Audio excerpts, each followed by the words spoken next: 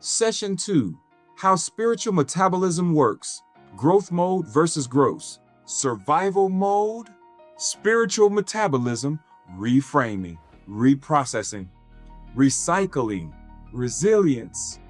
In Session 1, we introduce spiritual metabolism, the inner ability to take in life, process it, and turn it into strength instead of storing it as stress. We said the difference between surviving and transforming is not what happens to you, but what your inner life does with what happens.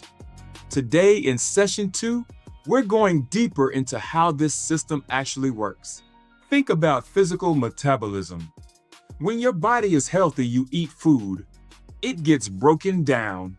Nutrients are extracted. Waste is eliminated. Energy is created. You don't feel digestion. You feel vitality. But when metabolism slows down, you can eat the same food, and instead of energy, you feel heavy, sluggish, inflamed. The issue isn't the food, it's the processing. Now think about soil.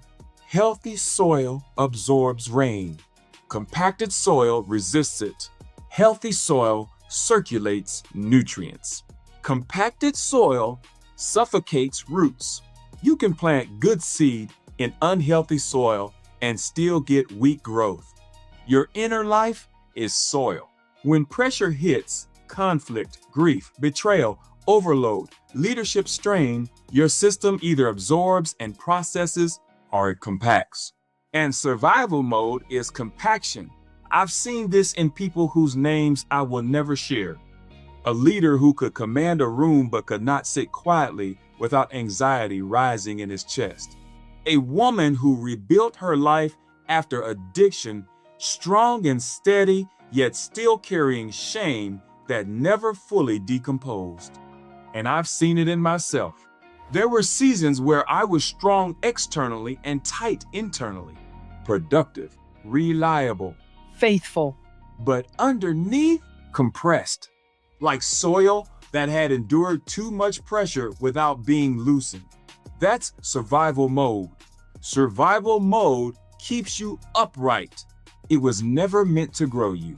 Survival mode is winter. Growth requires spring.